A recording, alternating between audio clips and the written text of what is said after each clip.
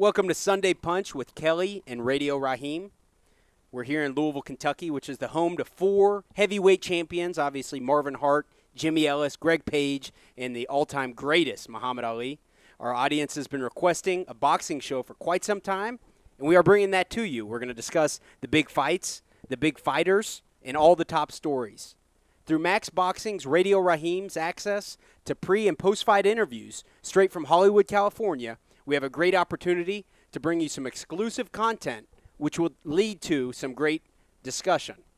A great way to find the interviews in entirety is to do a Facebook search for Radio Rahim, which is the first name, last name being Max Boxing. Interviews from everywhere from Mike Tyson to Floyd Mayweather and everywhere in between. In the world of boxing right now, there is somewhat of a cold war going on. Top Rank, which is represented by Bob Arum, represents half of the good fighters, whereas Golden Boy and Oscar De La Hoya represent the other half of the good fighters. There's a problem with coordinating these two sides to come together to give us, being the boxing fans, the fights that we want to see. Rahim was with us here. He's spoke to both sides of the story. And, Rahim, what is going on with this? Cold War, is Cold War a good way to put it? What do you think of this? Kelly, this has been one of the issues that I've been pounding both promoters about for a couple of years now. And I think it's because the boxing fans, more so than anything else, the responses I get from my videos is, when are we going to see Donaire Mares? Of course, for years, every boxing fan, anyone who's even close to a boxing fan, has heard about Floyd Mayweather. They've heard about Manny Pacquiao, and they've had a discussion about when and if those two would fight and how the outcome might affect boxing, who would win.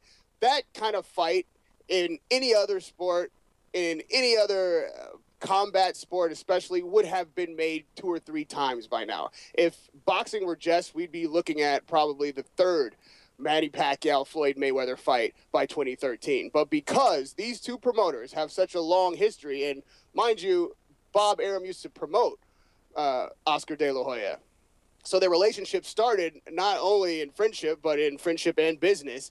And once Oscar decided to get into the promotion game, post his career, the rift began. And it's only grown wider, and the divide has grown more bitter ever since. So the disservice that both of these promoters do to the game is not being able to work out their differences. It doesn't allow the fight fans to see the matchups and to see who would win out of the best of the best. So I caught up with Bob Arum. Most recently this past week, he's promoting Zhao Shiming, a fight over in China. Zhao Shiming just is a 2-time Olympic winner. He's a gold medalist out of China. He won in the 2012 games. So Bob Arum was there, and as is, I believe, my mission, I have to ask him the tough question. So in this clip, you'll see Bob Arum's response to my question about the fight fans not being able to see the fights they want to see when they want to see them. Besides, I don't see the fans demanding any particular fight that isn't happening. That's just not true. The fighters that they have, by and large, are fighters that we don't find very interesting. And if they find some of our fighters interesting, well, that's just too bad. I mean, if they want to release a fighter or give fighter permission to fight on HBO, we're very happy to do it. So what I hear there, Rahim, is just blatantly Bob Arum saying or denying that the existence of a demand for these type of fights really even is out there in the sport by the fans. I mean, is that accurate? Is that what you took from it? The guy is in complete denial. And immediately, people's head explode when they hear that clip, because right underneath it, if you were to see these clips, played on YouTube, is people listing the laundry list of fights that are in definite demand, that are definitely not happening because these two promoters definitely refuse to work together. To name a few, Abner Mares and Nonito Donaire is the most recent of the laundry list. But in between there, we've got Chavez Jr., Cesar Chavez Jr., and Saul Alvarez. Okay. Saul Alvarez, who's with Golden Boy. And then, of course, the one we led with, which is Manny Pacquiao and Floyd Mayweather. Those are just 3 amongst a nice laundry list of fights that the fans really are demanding, and Bob Arum is in denial about that fact. So I think he believes that gives him cover to say that we don't have to work with Golden Boy because nobody really wants to see these fights badly. That, Bob Arum, is just not true. Now, on the other side of the equation, we've got Oscar De La Hoya, who has built up his stable. He has many of the stars. I would say, as you did in the Open, we could call it 50-50. Oscar's got half. Top Rank's got half at any given moment. So I put the same question to Oscar De La Hoya. And in this clip, you'll hear Oscar's response to the question if he's going to be able to work with Bob Arum, how he would be able to make these fights happen. And to be fair, I feel like Oscar has more of an incentive in the sense that he is not quite as rich as Bob Arum, and he does have more to gain from these matchups happening. So when I put that question to him, you'll hear how his response differs a bit. All of these decisions that have come down, I asked you this last time we were together, you felt like Bob Arum was the problem, why you couldn't clean up the sport when it comes to things like horrible decisions in boxing. Now that it clearly isn't abating, is there anything that you feel like you could do independently as Golden Boy, as Oscar De La Hoya, to improve upon this cancer on the sport? Well, once, like I said, once that we continue to make the best fights happen, once that we solely focus on what we're doing, and what we're doing is the right thing for the sport. What we're doing is creating excitement for boxing. You know, everything else will take care of itself. Look, I'm 39. My matchmaker is 38. My CEO is 50. My PR people, all my companies, we're young. We're hard workers. We're going to continue doing this forever. You're looking to outlive the problem. Absolutely. So, thank you, Oscar. I really appreciate it. Radio Rahim with Oscar De La. So, Rahim, what I hear there is a couple different interesting things going on. You know, there's, like I said earlier, not so many bones about it. De La Hoya just emphasized he's only 39. Everybody he works with is younger. Arum's in his 80s. The problem, reference there, is Bob Arum, and Golden Boy's pretty much waiting for him to pass away. You see the difference stylistically in these two promoters. I would say that in Oscar's response, you almost even see in the response him initially trying to work a way that, well, you know, once we are able to work with, you know, the best fighters, once we are able to, you know, focus on the fights, and you think that he's going towards, we'll be able to improve the sport and the level of competition and give the fans what they want, but instead he takes this turn to say that I'm young, and then you're like, where's he going with that? And my matchmaker's young, and I'm like, oh, no, I hope you're not going where I think you're going. And then he says, you know, and then one day we'll have it all to ourselves, essentially, which means that his strategy is simply to wait for the competition to die, okay? It really is. You know, Bob Arum, I would say, if anyone is going to outlive everyone on sheer grit, that guy is not just going to fall over in his rocking chair and die. So while we wait for Bob Arum to die or, you know, Oscar De La Hoya to stop trying, we're going to lose maybe a decade of great matchups where all we'll ever be able to do as boxing fans and analysts is debate what never was. And I believe that in the top of that clip is the cancer that I was talking about. You know, these are the reasons why we really have to find a way, as UFC has found, to streamline the fights that are necessary. Now, you know, I had hoped at some time that it was going to be HBO and Showtime being, you know, the main broadcasters of boxing, the premier in the sport, where you see most fights that are of marquee championship value. that they would be the ones to push these two together, that they would be the ones to ultimately demand some kind of streamlining between the two major promoters and then all the mid-level promoters that also make this fight in this sport happen. But instead, what we've seen recently, like literally in the last week, is a division between HBO Boxing and Golden Boy Promotions, which has now split what was halvesies into quarters. And I think some boxing fans out there will be surprised to know that this development has just taken place. So to give you a little background, what we're talking about is the Floyd Mayweather agreement that was made 2 weeks ago with Showtime, where he signed a 6-fight deal with Showtime for, it's debatable. We think it's about $30 million.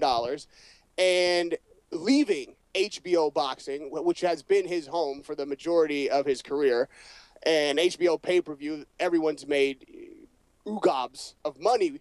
He's decided to take what would most likely be his last contract for boxing, and he'd take that contract over with Showtime and take this 6-fight deal, which is, again, most likely going to be the last 6 fights of his career if he even fights all 6. And obviously HBO took some umbrage to that, to the extent that they've now decided that they will no longer, and I mean blatantly, we're not just talking about Floyd Mayweather, we're talking about anyone under the Oscar De La Hoya's Golden Boy umbrella will now no longer be able to be seen on HBO. And in that vacuum, Bob Arum, of course, has stepped, and now Bob Arum is saying that HBO is the only network that exists to him, and he will not be taking any fights, taking any fighters, any shows whatsoever to Showtime. So now what we have is one more incredibly huge hurdle instead of a meeting of the minds to the fights again that people are demanding, and that would bring the outside fan, the young fans, to the sport and be able to find out when these fighters are on their way up, really who is the best. Kelly, I would say this. There's probably one more clip that I should run so that you will understand, how deep this divide is between these two guys. Bob Arum has not only said that the fans aren't calling for the matchups, but then he's also taken this to a personal level between him and Oscar De La Hoya. And I think that that's the reason that we have this issue. It's not business, because both promotions would benefit in a business manner from working together. It's personal. And I think in this clip, you'll hear just how personal it is, as if saying we're waiting for someone to die isn't personal enough. Hear Bob Arum talk about Oscar De La Hoya.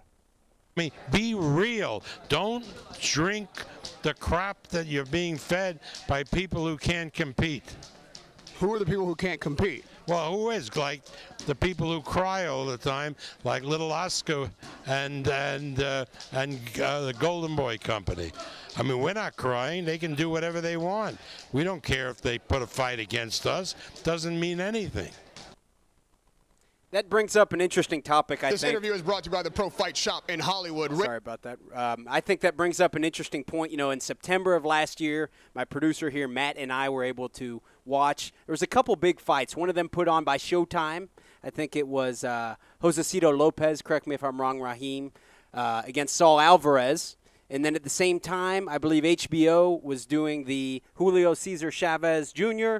against Sergio Martinez fight. And so you guys were talking about the competition between the two, and he was kind of trying to ignore the fact that they are really going head-to-head against each other, and he was saying it's not really an issue. So once again, in that case, Bob Arum was really pleading ignorance on the whole matter. Well, if there's no crying in baseball, there is certainly no crying in boxing. So for Bob to have coined Oscar, Little Oscar, essentially the crybaby, first of all, is a very personal, very unnecessary, very insulting shot at a colleague, if you will, if not a competitor, if not a colleague. And then to go on to say that he's crying because Golden Boy can't compete. Well, what he's saying is that he feels like Golden Boy's stable.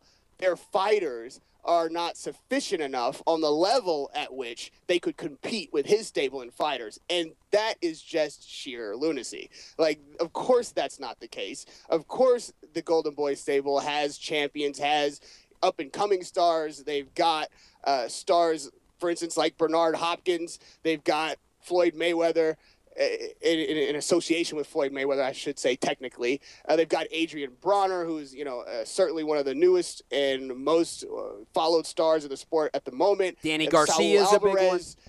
And that matchup, like you just mentioned, the Saul Alvarez, Josecito Lopez fight being on the same night as Chavez Jr. and Sergio Martinez really was the first time I felt like these two promoters went head up for absolutely no reason. On the one hand, here's Bob's, to be fair to Bob, here is his position on why that is not an issue. His fight was on pay-per-view. His fight you had to order and watch, and Oscar's fight was on, HBO for free. So he thinks, first of all, and this has been disputed by many of my listeners and viewers also, everyone has DVR. Well, everyone doesn't have DVR. And everyone knows that boxing, at its root, at its core, and still is a poor man's sport. The reason that boxing comes from third world countries, comes from the ghetto, comes from the hood, and that you see so much ethnicity and varying ethnicities in the sport is because no matter where you are on the planet, there are poor neighborhoods where you can't afford football equipment, where you don't have a hockey rink, where you may have a basketball court somewhere in the school, but you don't have the collegiate ability to go through what the basketball system would require for you to become a pro. Boxing, all you need really is a couple of T-shirts and maybe some duct tape to wrap up your fist if you want to go raw. So the idea that everybody has DVR, and if we could, put these fights on the same night, it's only better for the sport, I think the fans have taken umbrage with. And it's that kind of attitude, I think, that is, if anything, the old school way of thinking. It's all about me. It's all about, what I can do by myself being a promoter and not working with someone else so that we can put what's best for the sport in front of the public. And so, Kelly, I would say that probably what you hear and your listeners say is the same thing that I hear, what my listeners say, and that's without something like a UFC system where we can find the one common denominator that brings all of these individual interests together, boxing is going to suffer. So with that said, I'm going to keep on my beat. I'm going to keep putting these questions to these promoters. I'm going to keep challenging even these fighters to put pressure on their promoters to make these fights happen until hopefully they decide that it's what's best for them and we don't have to wait for one to die or one to quit. We discussed a little bit two of the biggest up-and-coming stars, Julio, Cesar, Chavez Jr., going on one network, competing with Saul Canelo Alvarez on the same night. That's just an example of the Golden Boy versus Top Rank debate that everybody, would like to see those guys fight. Probably won't happen, at least not in the immediate future. The one that's at the front of most of the casual sports fans' mind, we mentioned it earlier, is Floyd Mayweather, Manny Pacquiao.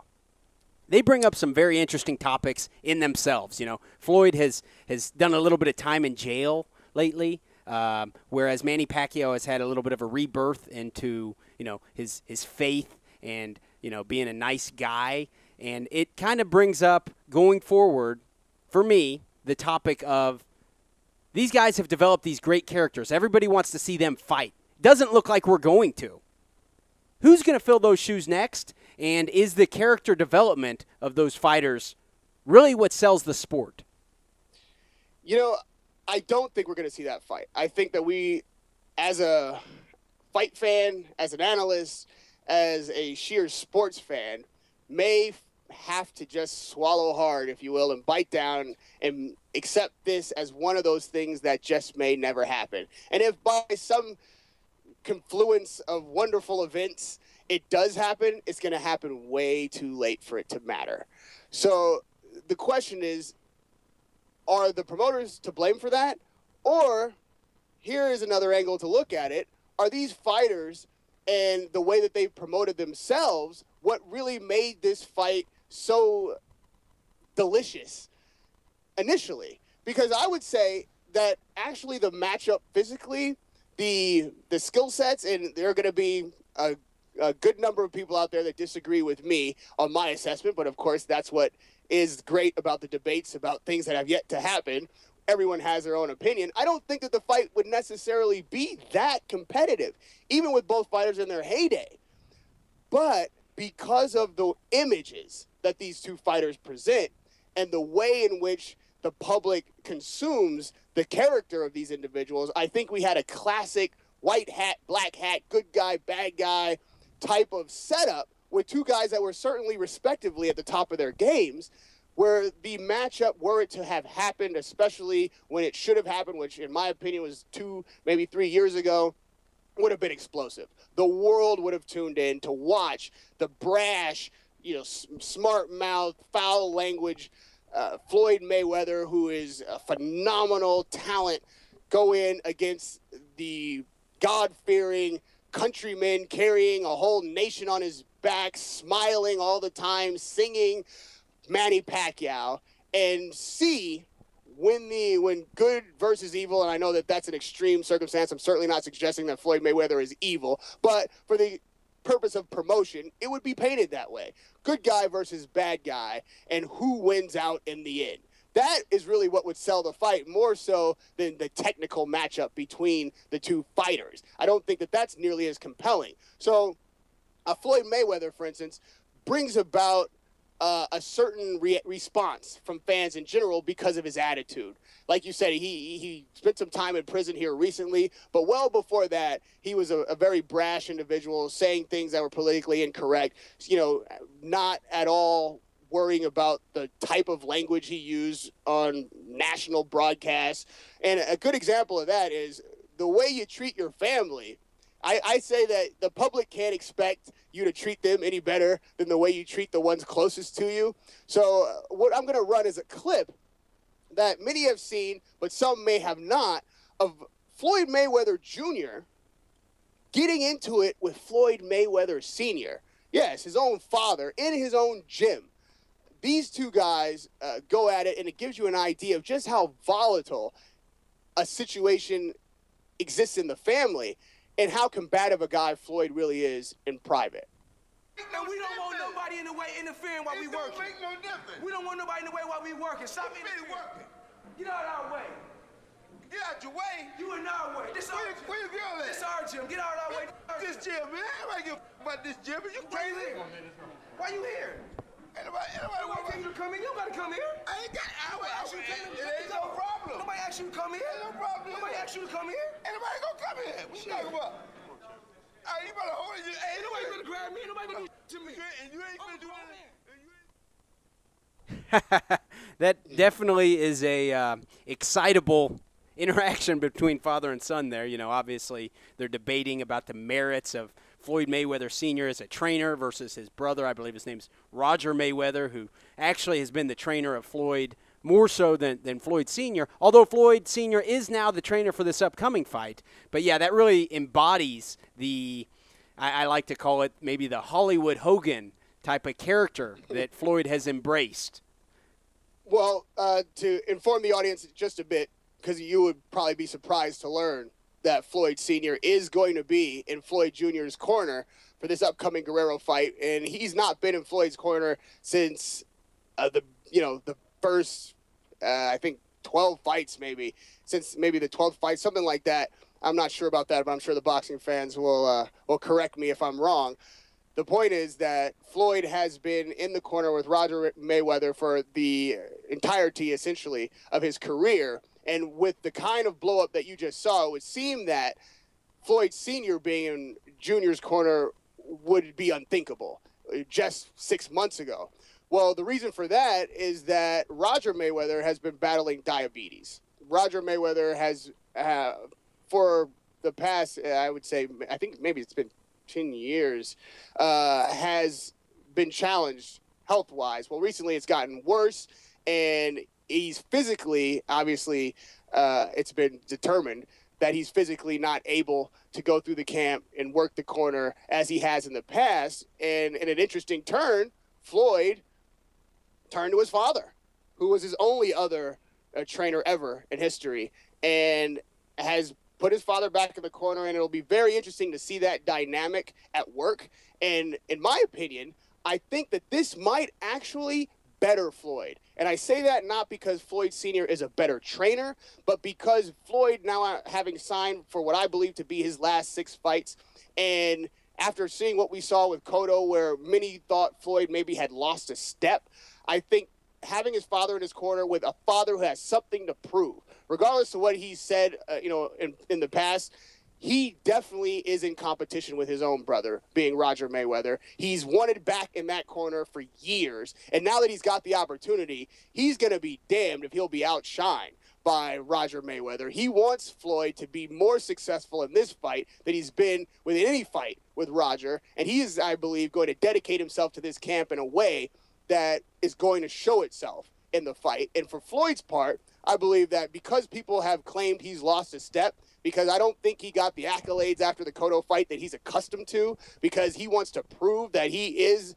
pound for pound best in the sport, if not ever, that he's going to come in and put on a performance at the absolute top of his game to the best of his ability. And those two entities coming together for one common purpose, I believe is going to produce maybe the best Floyd we've ever seen. Going along with the sorry to interrupt you there, Rahim. Going along with the discussion of kind of character development, I use the Hollywood Hogan comparison, the bad guy, where Floyd has really embraced that. On the other side of the spectrum, other end of the spectrum, you have Manny Pacquiao, who, he may not be the best fighter in the world. He certainly has a lot of fan support, not only from his country, the Philippines, but across America, too. And he's really embraced this good guy. He's kind of changed. He's always been married to the same woman. He's very into politics within his country. In religion, he is playing the good guy card, and he's doing it pretty well. The thing about Manny is he's so charming. He really is, the kind of guy that no matter who you think is best, you kind of pull for him a little bit because he's nice. He engages. He is very amicable. He's willing to engage with everyone that engages with him. For as big as he's become, the big nature of his celebrity, he doesn't seem to carry that around with him. He makes considerations. He makes, people feel at home and feel welcome in the gym. And of course, there's always a theatrical aspect to that as well. That's the way in which they've promoted him. He's, a man of his country. So there's a whole nation of people out there for whom he is their champion, win, lose, or draw. And with that type of presence around you, and with that kind of fanfare, it's difficult for a lot of athletes to maintain that same accessible nature and that same jovial, smiling all the time kind of attitude. And to Manny's credit, he's been able to do that. And I think what's necessary, though, is to look beyond, in the moment, that bravado that Floyd puts out and that, aggressive, sometimes nasty nature that he seems to carry around. And, on the other side, Manny Pacquiao having that almost halo over his head and that, very shining hero riding in, with the country on his back to do what's right and God-fearing Christian. And look behind those facades and see that both men, I think, are putting on a bit of an act. In the case of Floyd, he does quite a bit of charity work. He gives quite a bit of money to charities, to causes. He has benefits. He has banquets. He helps the impoverished kids. He has a huge entourage that may not all be for ego, but a lot of these guys he's employing would be otherwise unemployed and certainly not gainfully employed if they were employed at all.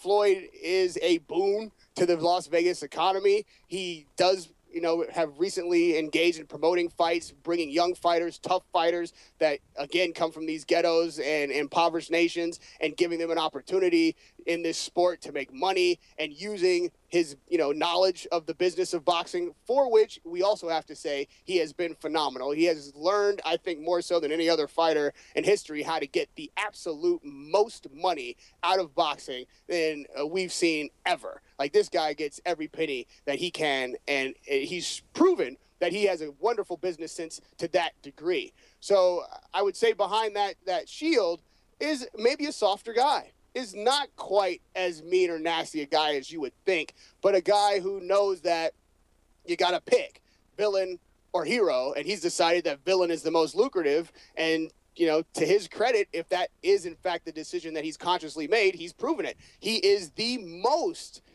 highest, I should say, paid athlete in sports. I didn't say in boxing. This guy is the highest paid athlete in sports. That is one heck of a statement to make, especially when you're doing it from a sport like boxing. On the other side of the equation, we would have to be fair in looking at Manny Pacquiao, facade, and reality. In reality, this is not an unflawed man. In reality, this is not a perfect Christian, although, none of us are perfect. I think that he's a lot less perfect, maybe, than he's seen, because there have been numerous scandals in Manny Pacquiao's camp. Now, again, to be fair, he's said that he's rededicated himself to his religion, and he's, found God again. And, these things are now the most important things to him. And we take him at his word, but I don't know that he's been any worse a guy in private, with the exception of, being convicted of, abuse, domestic abuse. That's obviously something that hasn't happened in his life. But as far as his maturations in his private life and mistakes that he's made and lifestyles that he's lived, I don't think that he's any worse than Floyd or any better than Floyd. These guys are human, and they, I think, are a mix between, good and bad, struggle with what's right or wrong, and in an extreme circumstance. And to that degree, I think they're equals, and they're never seen that way. I'll give you an example of the way in which Pacquiao presents himself and the nature with which he relates to his public and the boxing fans. And I'll give you an idea after having heard Floyd's clip. Listen now to the Manny Pacquiao soundbite, where he gives you really a sense of, if not who he is in his entirety, certainly who he wants to be and who he would like to be seen as. When you're in that ring and it's time to hurt someone, and if Bradley is open and you have to put him down with a shot that could hurt him, do you feel like you may hesitate? Is there any mercy there now? No, I think no hesitate. I have to do my job, and we have our job to do in the ring. So after the fight, well, I love him. I love him, is what he said there, Rahim. I don't know if there was a little bit maybe of a language barrier there, but, I mean, that's about as extreme of a friendly approach to going into a fight as you can really have. Yeah, I love him. Like, that's pretty extreme. There was no language barrier. He understood the question, and again, he wants you to know that this isn't about him wanting to brutalize someone, although he will. As soon as the fight's over, he doesn't like the guy. He doesn't respect the guy. He doesn't feel, sorry for the guy. He loves the guy. This is something that you just don't hear from a fighter. There's a mutual respect that happens in that ring when that final bell sounds that I think is as phenomenal, if I could make it so grandiose, as the transition of power and government, like from Republican to Democrat, Democrat to Republican, when you see a peaceful changing of hands and a mutual respect, no matter how nasty the campaign has been, well, no matter how tough and gritty the fight has been, who's been hurt, what's been said before, 99% of the time when that final bell rings, you see two men in the center of the ring shake hands, hug, and show mutual respect. I think in boxing, that is one of the most phenomenal and tradition-based things that show you that both of these warriors appreciate what the other just went through. But for a man like Manny Pacquiao at the top of his game, addressing a challenger before the fight, mind you, this is not after the fight, before the fight, to say that he loves that guy, that's another level.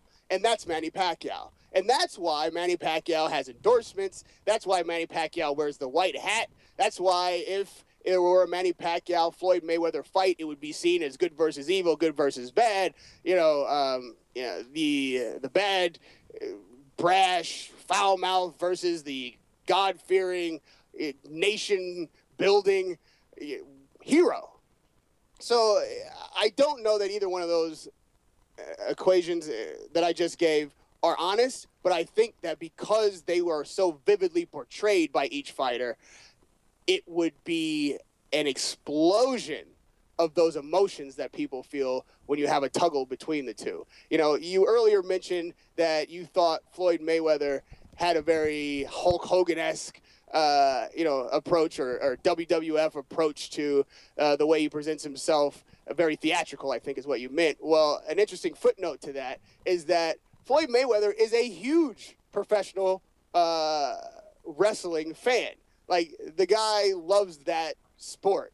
He's actually appeared in WWE matchups and played a character, if you will, in the center of the ring. And it was much like what I believe to be the character that he plays in promoting his own fights. He played a villain type of character when he went into the WWE ring. So I think that your observation, Kelly, is right on point, even more so than just the analogy, but it may be a conscious decision that's where Floyd learned how to promote physical matchups, that he understands the dynamic between good and evil. He understands that the bad guy, although is not thought of well when the fans think of him, the fans think of him sometimes more often than they do the hero because they despise him so much that they show up. And Floyd has said this, that half of my fans or half of my ticket sales come from people who show up to watch me lose. I've just never satisfied that appetite, so they have to keep coming back. And if you want to talk about an advertising, a promotion strategy that is tried, tested, and true, it's got to be that. This being our inaugural, episode of Sunday Punch, myself, Kelly, and Radio Rahim, we want to thank you for tuning in on 1450thesportsbuzz.com here in Louisville, Kentucky. Also broadcast through livesportscaster.com. Once again, we have all this great exclusive access to content and interviews from Radio Rahim, courtesy of, his Max Boxing interactions that he has with all these fighters. If you want to check out the videos and the interviews in entirety, go to his Facebook webpage, first name being Radio Rahim, last name being Max Boxing. You can see interviews, like I said earlier, Mike Tyson, Oscar De La Hoya, Adrian Bronner. I mean, anybody you want to see Radio Rahim interview, just check it out there. It's very easy to access. Rahim, I want to thank you for this. Has been a great inaugural show. Hopefully we'll get to continue to do it in the future. Thank you very much for your time. Hey, Kelly, let me first thank you for inviting me into the homes and the cars of Kentucky radio listeners. I'm so happy and excited about this show. I'm glad that we worked it out. I feel really at home here already. I'm sure that if the fans have heard something that they enjoy, that they'll let us know, and we'll be listening to them. And right now, I just have to say that the world of boxing, the sport, needs this.